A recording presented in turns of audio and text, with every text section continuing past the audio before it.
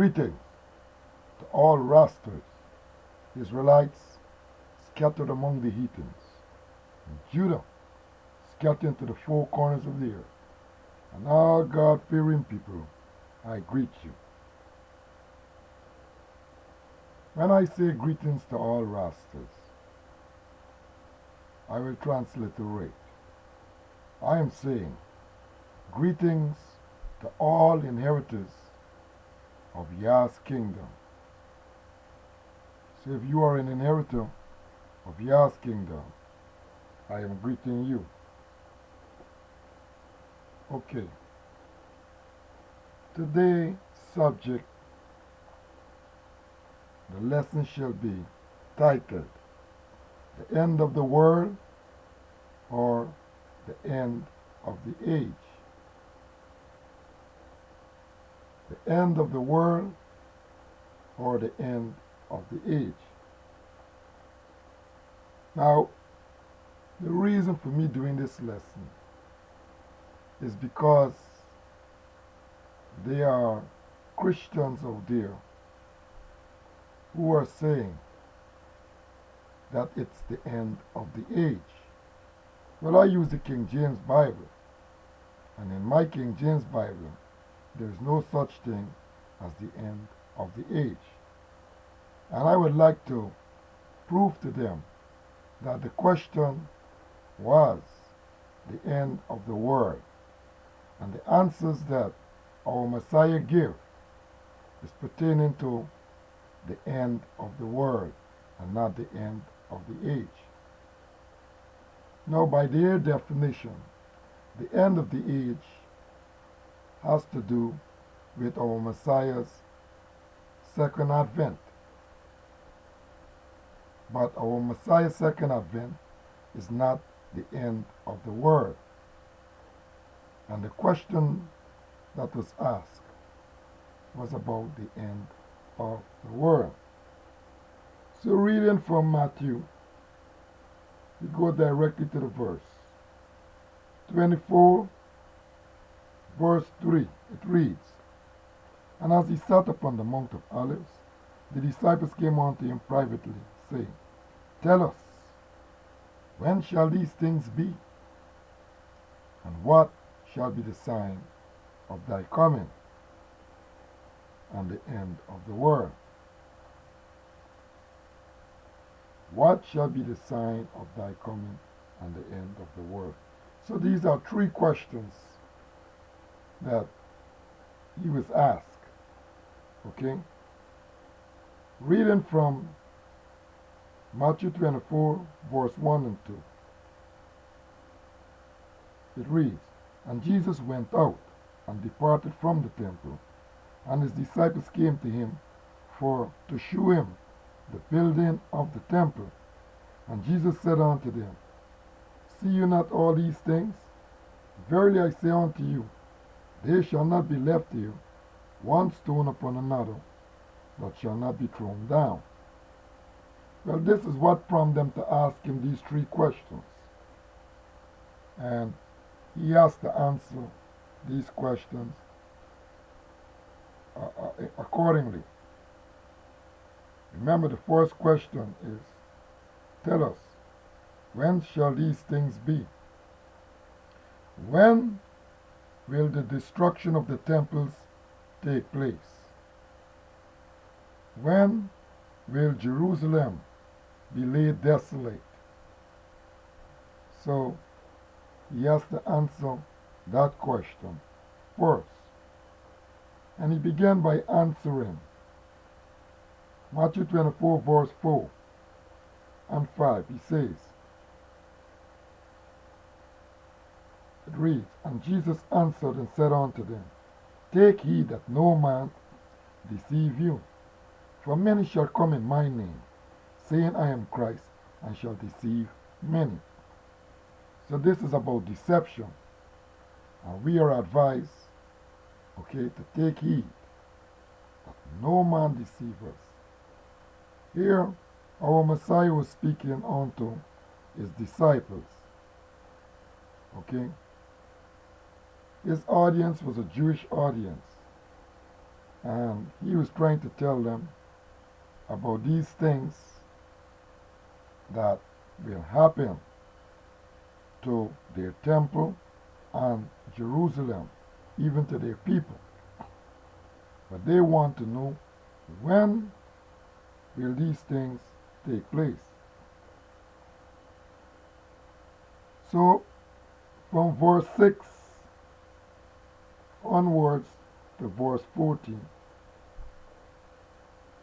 really it's a summary of all the things that are to happen from that time that he was talking to them on to this time. What that means is that what he was saying to them, it is to every generation that seek after the Lord. Every generation, even to this generation that we dwell. And we will see as we read on. But in the summary, he says, reading verse 6, and ye shall hear of wars and rumors of wars. See that you be not troubled, for all these things must come to pass, but the end is not yet. For nation shall rise against nation, and kingdom against kingdom, and there shall be famines, pestilence, and earthquakes in divers places. These two verses alone should be able to convince us that these things that he was saying is even on to us in this generation, because there's nothing in the writings of his disciples, in the letters, not even the epistles by Paul, about these wars and rumors of wars. Nothing of that sort. Okay? And nation rising against nation, and kingdom against kingdom. Now, that was not recorded in the history that they presented for that time, in the testimony. And also about the famine. So, this is disciples of that day, they did not see anything like this. So, it takes on the other generation, or the following generations, to look for these signs that he is giving. But this sign that he's giving here, right, as I say, is a summary. He's giving a summary of all the things that are to happen in that span, from the time that he was speaking to them, to this time, and even on to the end. Jumping down to verse 14, he said, and this gospel of the kingdom shall be preached into all the world for a witness unto all nations, and then shall the end come. So this is what the summary ended with. It is telling you that the gospel will have to be preached to everybody, to all nations, and then shall the end come. Okay? And we will see, as we go along, as we read along in this lesson. Now, let's go to the answering of the questions. Let's get past the summary, and we're going to the answer that he gave first for the first question. In Matthew 24, verse 15, he says, when you therefore shall see the abomination of desolation, spoken of by Daniel the prophet, stand in the holy place, then let them which is in Judea flee into the mountains, and let him which is on the housetop not come down to take anything out of the house, neither let him which is in the field return back to take his clothes. And woe be unto them with child that are with child, and to them that give suck in those days. But pray ye that your flight be not in the winter, neither on the Sabbath day. For there shall be great tribulation, such as was not since the beginning of the world to this time, nor ever shall be. Now let me go back up from verse 15. Here is where he begins to answer the first question.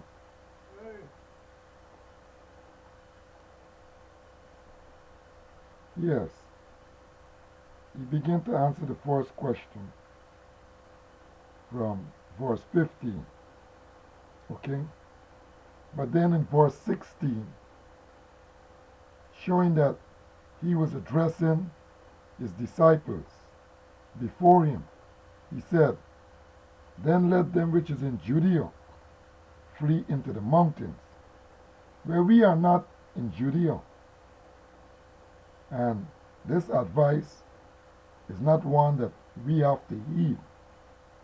I mean, this particular advice to flee into the mountains, okay? We are not in Judea. And he was telling them that they need to escape when that time comes. Get out of that place. Why? Because he says that there shall be great tribulation. The tribulation is one that was not since the beginning of the world to the very time that it will happen, and it will not happen again. None the like will happen again. He said, reading it again, Matthew 24:21. For then shall be great tribulation, such as was not since the beginning of the world to this time, nor ever shall be. Well, what was this? To show that this great tribulation, because remember he was addressing the Jews, and this is who he was telling about these things that is going to befall them.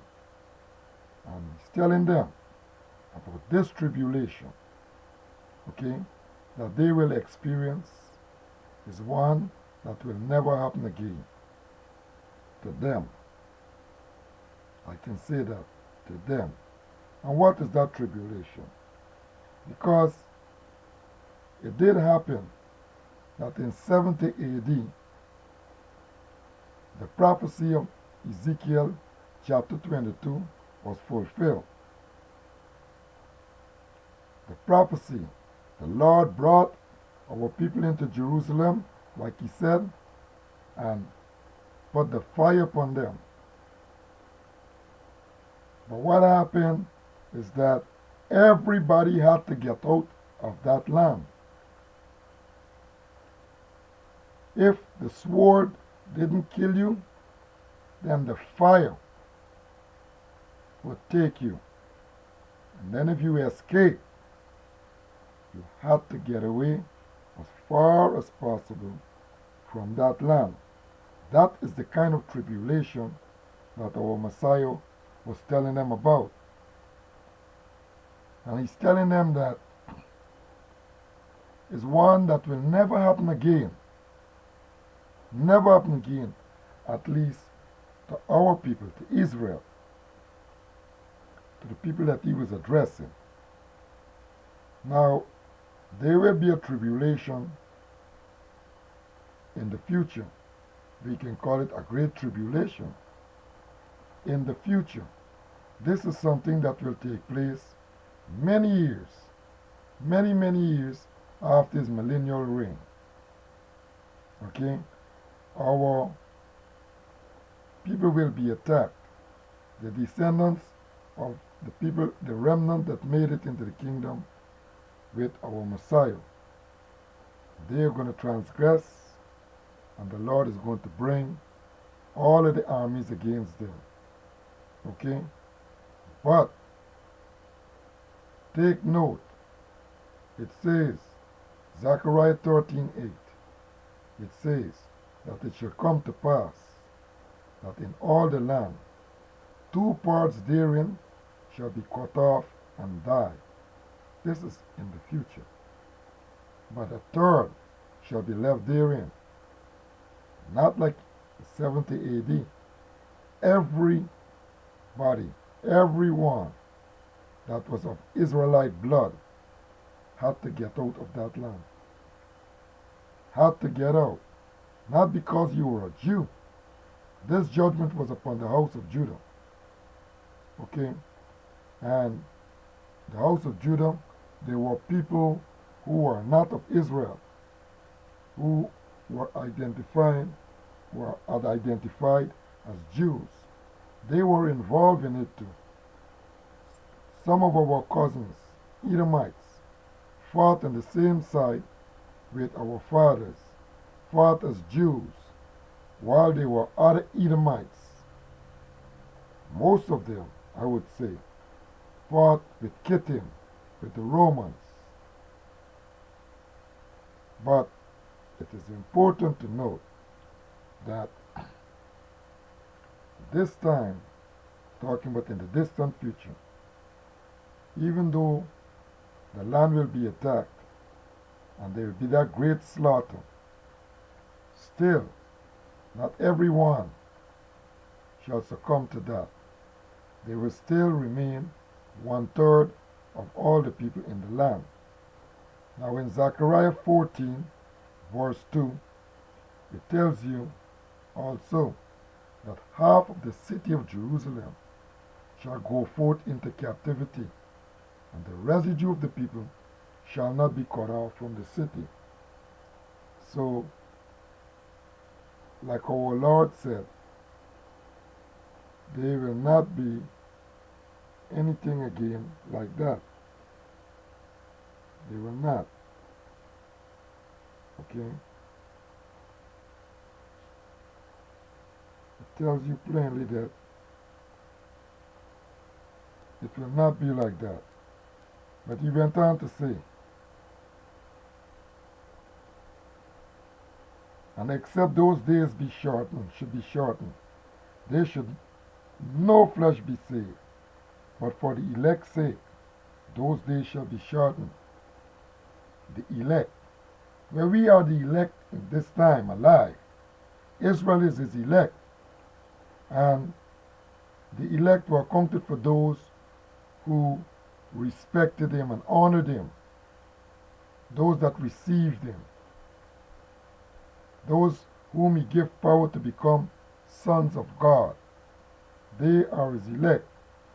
And the agony or the tribulation, this great tribulation, it could have been longer, but then it was cut short. It was cut short for them. They were able to escape and go to Peluh, where they were safe. So it goes on now. Matthew 24:23. He said to them, and if any man shall say unto you, Lo, here is Christ, or there, believe it not. Remember he began by telling them, take heed that no man deceive you. Here he's telling you, don't listen to anybody. And we know that this is applicable even in our time. So as I said, our Lord was speaking unto every generation of his people until these things are fulfilled. So, for every generation that read these texts, they had hopes that these things be fulfilled in their time. Like we are looking forward for these things to be fulfilled in our time. We are this generation that will not pass until all these things be fulfilled. Okay? This is who we are. See, saying that, for there shall arise false Christs and false prophets, and shall show great signs and wonders, insomuch that if it were possible, They would have deceived the very elect. And again, we are his elect. Okay? And in that time, of course, there were false prophets that rose up even before the destruction of the temple or the destruction of Jerusalem. But this is applicable to us in this time, because even in this time we witness false prophets and false Christs. So even if generations before us saw these things, we can only say that it happened in every generation. Because here we are, a generation who is looking forward to seeing our Messiah coming through the clouds. We are waiting for him. So we are the ones who are supposed to pay attention to what is said here in this text. So he's saying, for as lightning cometh out of the east and shineth even unto the west, so shall also the coming of the Son of Man be. So no one must come and tell you, here is Christ or there is Christ. No one will have to show any one of us our Messiah, because we will all see him and we will all know him the day that we see him. He said now, for wheresoever the carcass is, there will the eagles be gathered together. So we can say this is the close of the first answer, the answer to the first question. When shall these things be? You tell them when you see the desolation spoken of by Daniel the prophet. You begin by talking about that. These are the things that they got to look for so that they will be able to escape.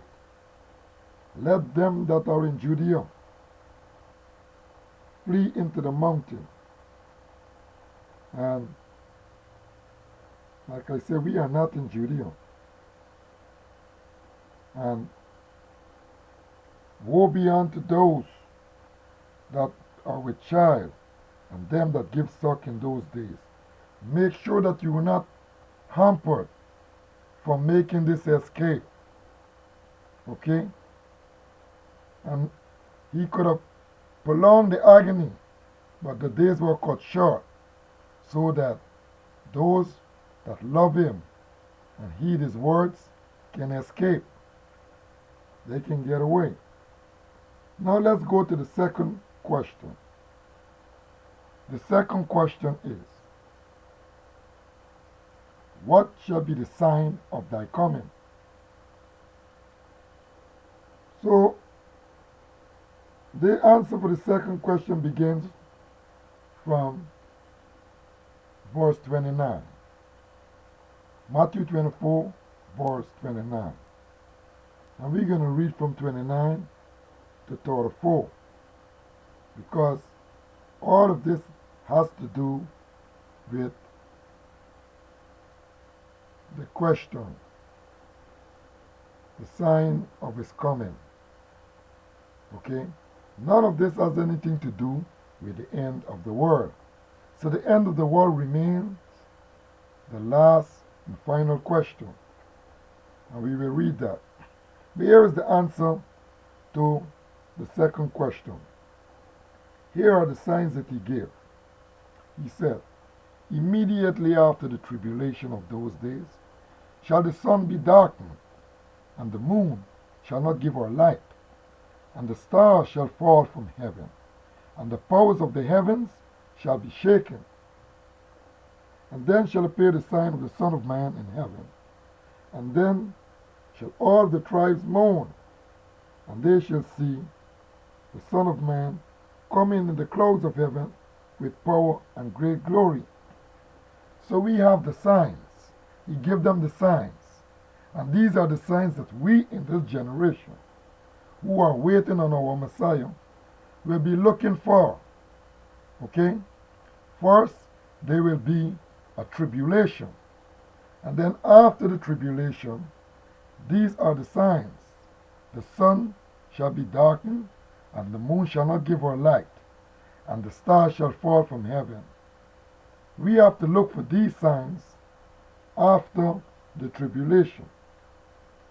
Now, this tribulation that is spoken of here is not that which he spoke of in verse 21.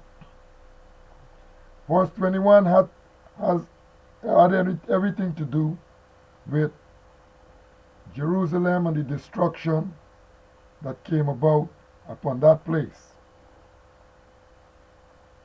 That great tribulation is that which, happened because of what they suffered then.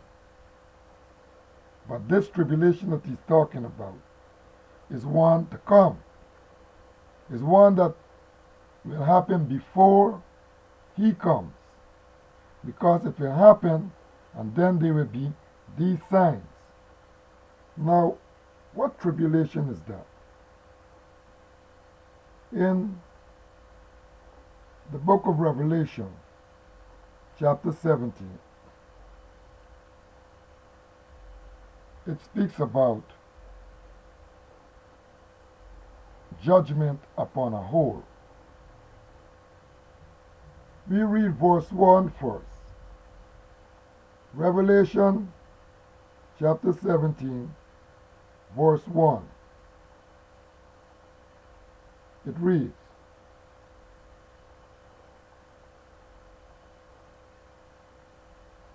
"And there came one of the seven angels with at the seven vials, and talked with me, saying, Come hither, I will show thee the judgment of the great whore which sitteth upon many waters."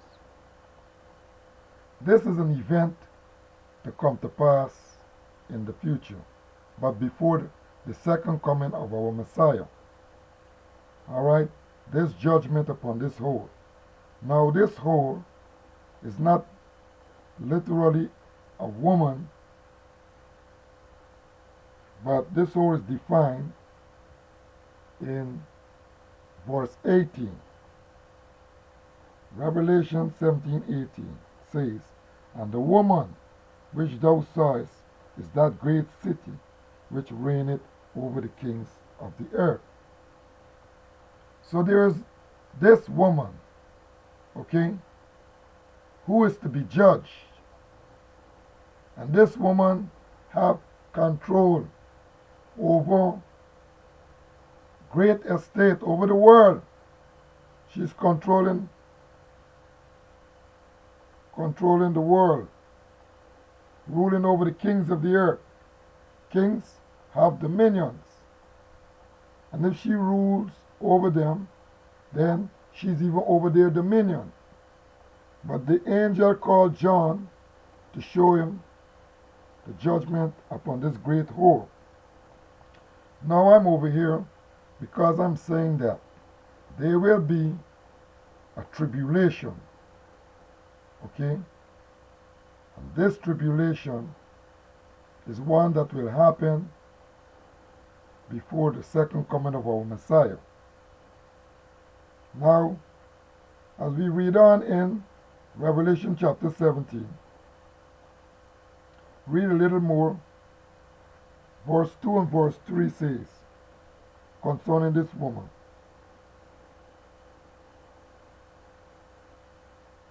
"With whom the kings of the earth have committed fornication, and the inhabitants of the earth have made drunk with the wine of her fornication."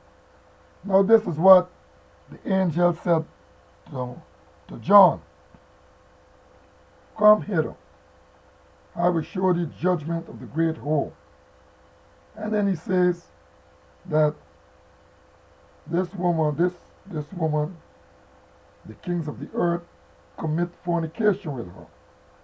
And the entire earth is drunk with the wine of her fornication, with whatever doctrine that this woman put out in this earth. You see, the concept that she has in the earth that is ruling, because it's a concept, but she's ruling over everyone. Now, verse 3, John said, "So he carried me away in the spirit into the wilderness, and I saw a woman sit on a scarlet-colored beast full of names of blasphemy, having 7 heads and 10 horns." Let's go down now and read about the 7 heads and the 10 horns that that is upon this beast. The 7 heads and the 10 horns. Let's deal with the 10 horns, because we want to get through this lesson, get through this here and get back to the lesson. Here in verse 12, I'm going to read verse 12 and 13, and then I'll read the other verses. Revelation 17, verse 12 and 13. "And the 10 horns which thou sawest," this is the 10 horns and that beast, "are 10 kings, which have received no kingdom as yet, but receive power as kings 1 hour with the beast. These have one mind, and shall give their power and their strength unto the beast." Now, this is what they're going to do. Okay? Let me go through this fast.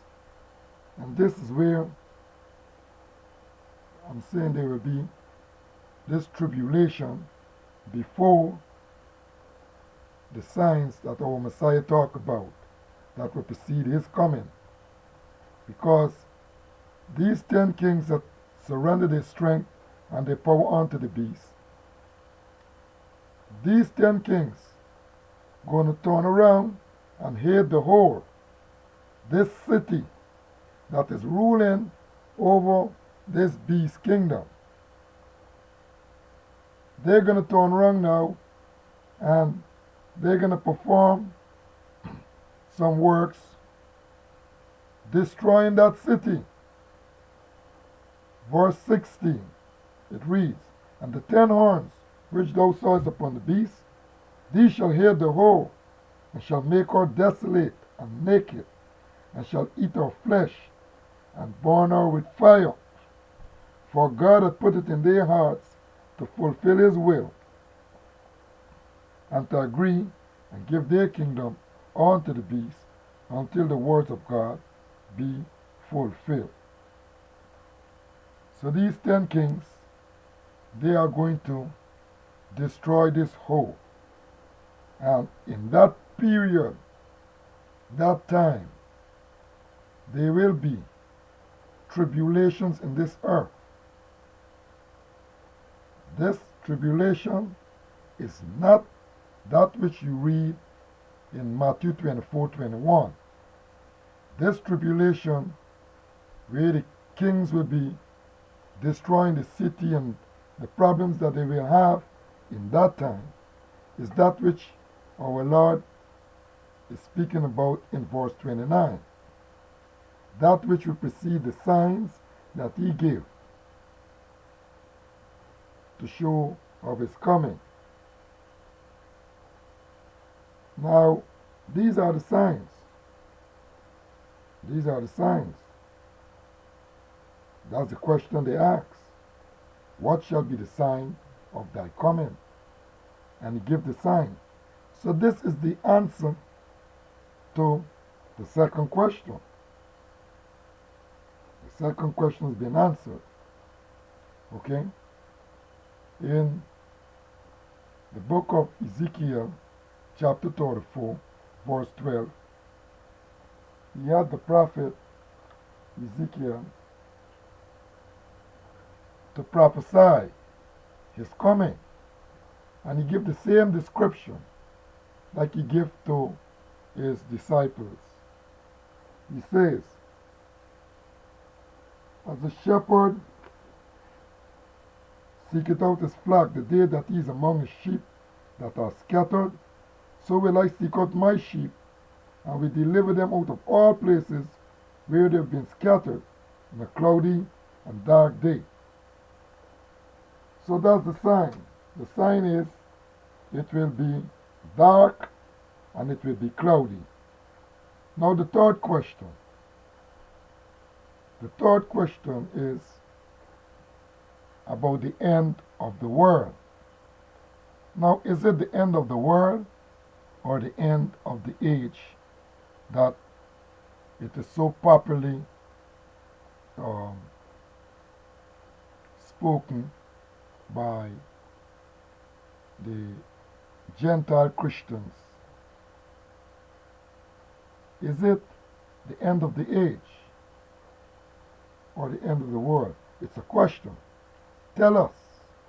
Tell us. They want to know about these things. Tell us, when shall the end come? The end of the world come? So our Messiah will have to answer consistently. Alright? He has to answer that question, and whatever he says, it must be pertaining to the end of the world. If it's not, then it is the end of the age.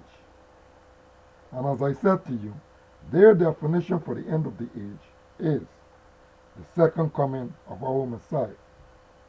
So now we will go to the answer of the third question. And our Messiah began answering this question from Matthew 24, verse 35. Again, the question. Tell us, when shall the end of the world come? This is the third question. Here is our Messiah's answer. Heaven and earth shall pass away, but my words shall not pass away. But of that day and hour knoweth no man, no, not the angels of heaven, but my Father only. You can deal with the first part of his answer. He is telling you that heaven and earth shall pass away. Now, if heaven and earth pass away at the end of the world, then this is the answer to the question. But it must be written somewhere in our book, and it is. Okay? But as he follow up, he said, but of that day and hour knoweth no man. Remember, his words shall never pass away. So he's speaking about when heaven and earth pass away, it's only the Father knows that. That means that whenever that happens, he will not be around. Okay? The Father may be around when this happens. He will not be there or seen there when the heaven and the earth pass away. Only his Father knows that. Alright?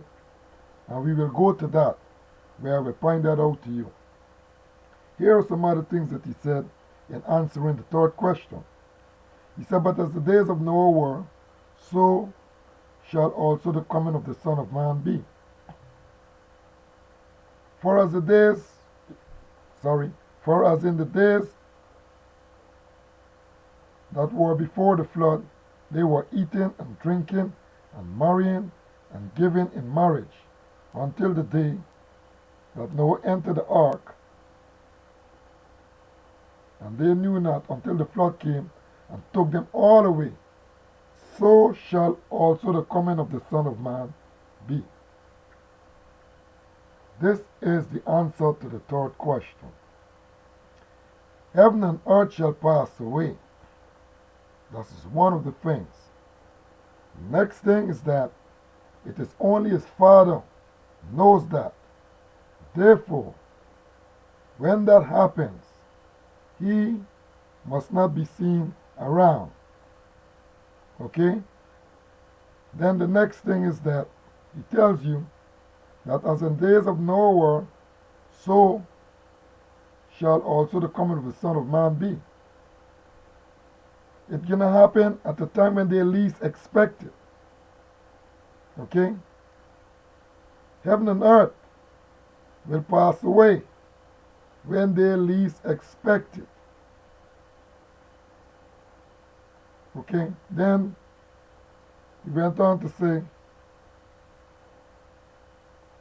that about as in those days they were eating and drinking and marrying and giving into marriage until the days of Noah, the day that Noah entered into the ark. Well, we know that at the second coming, there will be a tribulation before the signs that he gave and before his coming. There will be no marrying and giving to marriage and all of that. No. There will be a tribulation, because he says immediately after the tribulation of those days, that's when he will be coming. But here he's telling you that they will be eating and drinking and marrying and giving to marriage. There will be no tribulation before that event to take place. But this is the answer to the third question. So how will we know that it is the end of the world? Let's go to Revelation chapter 20, and we're going to read verse 11 and 12.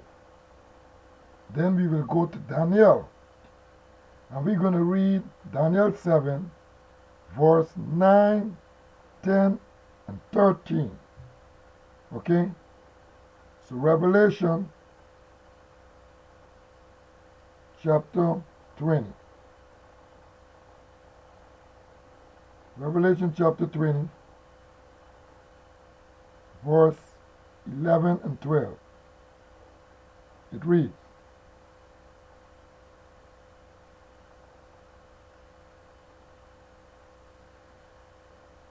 "And I saw a great white throne, and him that sat on it, from whose face the earth and the heaven fled away, and there was found no place for them." Now the phrase fled away is the same as passed away. So I can read that and use that instead. I can read it like this. "And I saw a great white throne, and him that sat on it, from whose face the earth and the heaven passed away, and there was found no place for them." Verse 12, "And I saw the dead, small and great, stand before God, and the books were opened, and another book was opened, which is the book of life. And the dead were judged out of those things which were written in the books, according to their works." Now, when we reading about judgment, we know that our Messiah is present. But as we read in the first verse, John said that he saw the great white throne. He said nothing but about our Messiah. And then he said that heaven and earth passed away, and there was no place found for them. So heaven and earth did pass away. When did it pass away? At final judgment time.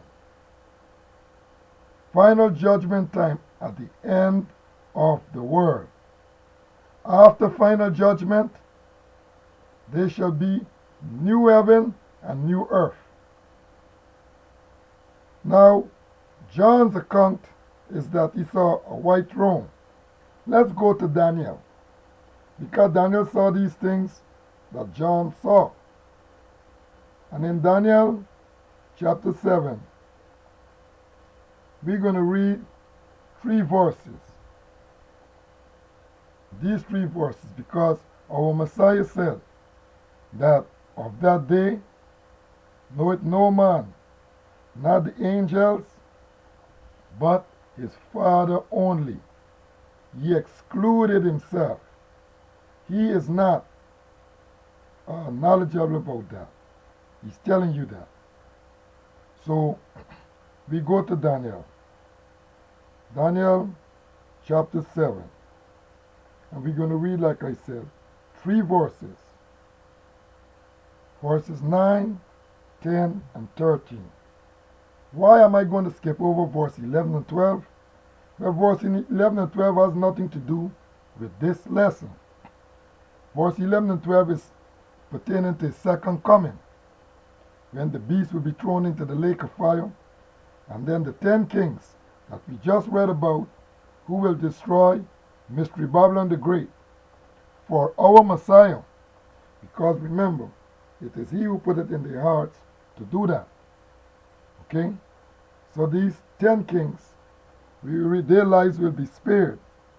They are counted as the rest of the beasts. That's why they don't have anything to do with that which we're dealing with right now. We're dealing with what our Messiah said.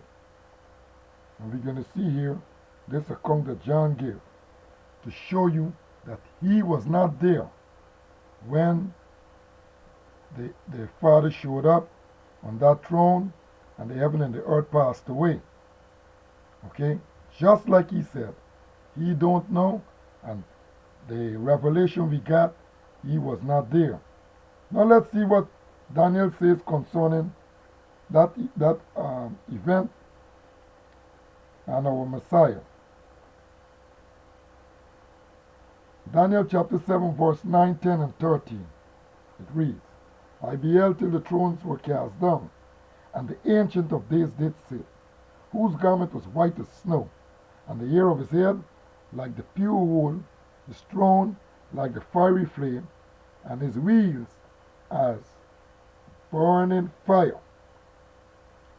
In the book of Revelation, chapter 20, verse 11, John gives us a light description. He said he saw a great white throne, but Daniel tells us here, describing the throne, he says like a fiery flame, and his wheels as burning fire. He went on to say, a fiery stream issued and came forth from before him. Thousands ministered unto him, and 10,000 times 10,000 stood before him.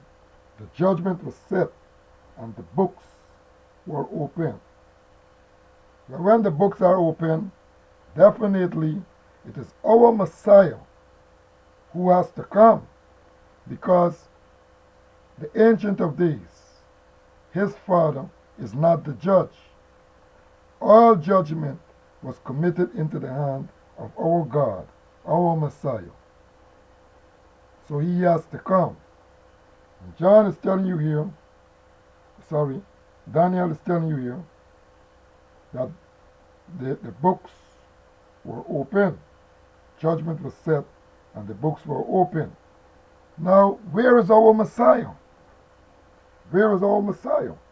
Verse 13, it says, Daniel said, I saw in the night visions, and behold, one like the Son of Man came with the clouds of heaven, and came to the Ancient of Days, and they brought him near before him. So you see, he came in the clouds. So what John gave us, John did not say anything about our Messiah coming. But John saw that too. But John went on to tell us about the dead standing before God and this judgment that taking place. But the judgment is carried out by our Messiah. So the whole point is this third question, based upon all of the scripture that I've read and the testimony. Is it the end of the world or the end of the age? Based upon what I have read it showed that it is the end of the world. Because when heaven and earth pass away, the time when the Father comes, it will be uh, for a new creation. The Father is not coming to judge. The Father is coming to make us a new heaven and a new earth. Okay? So I thank you all for listening, and I hope that somebody is edified. And we will not be following after those people talking about the end of the age, because its answer is pertinent to the end of the world and not the end of the age. Thank you all for listening, and shalom.